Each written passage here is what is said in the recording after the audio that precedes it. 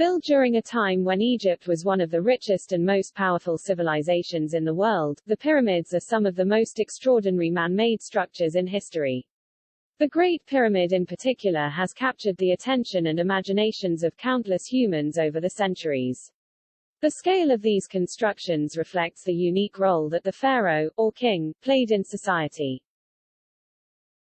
While pyramids were built from the beginning of the Old Kingdom through to the close of the Ptolemaic period in the 4th century AD, the peak of their construction came in the late 3rd dynasty.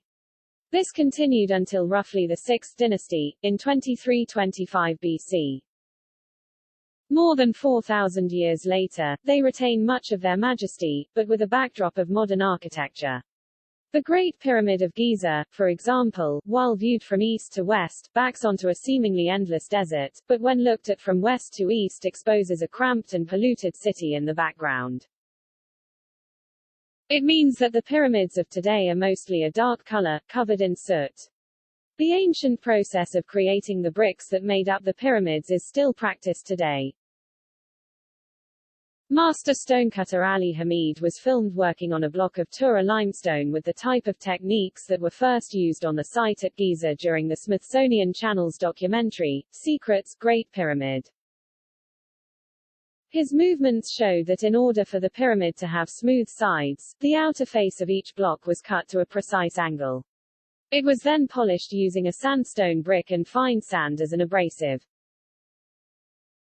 Dr. Jacqueline Williamson, an Egyptologist at Harvard University who accompanied and helped Mr. Hamid with the stonework, said, "You can see how much of his body HE's putting into this work. H's really putting absolutely all his effort into it." The process is intended to clean the brick, revealing its base layers and leaving the surface smooth and a shining white color. Pointing to the side of the stone that had not yet been worked, Dr. Williamson said, "We can see the difference between the unworked side and the incredible white brightness of the worked limestone." The Great Pyramid and its neighbors today are seen through clouds of smog, and become hazy and sometimes shapeless when viewed from a distance. While the bricks of today are black with soot, the newly finished product thousands of years ago would have been a beaming white. Taking the slice of white brick that Dr. Williamson and Hamid had worked on, the documentary rendered what the Great Pyramid would have looked like moments after it was constructed. The narrator noted, a perfect triangle of white, dominating the horizon, and reflecting the powerful Egyptian sun with a dazzling glare. In order to get the pyramids to the level they are, millions of man-hours went into painstakingly working each brick by hand.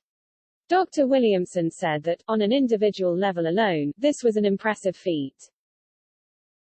But, she noted how the administrative procedures that would have gone on in the background revealed the degree to which the ancient Egyptians worked like a well-oiled machine. She said, "The exciting thing about studying pyramid building is that you learn both about the micro and the macro." Not only did it require incredible skill in these small environments, but also incredible administrative skill, to be able to marshal the human energy and power of hundreds if not thousands of people to build these objects, to bring the objects here, to work them and then put them up in place. Approximately 2.3 million blocks of stones, averaging 2.5 tons each, had to be cut, transported and assembled to build Khufu's Great Pyramid. The ancient Greek historian Herodotus wrote that it took 20 years to build, and required the labor of 100,000 men. Later archaeological evidence suggests this was exaggerated, the real number somewhere around 20,000.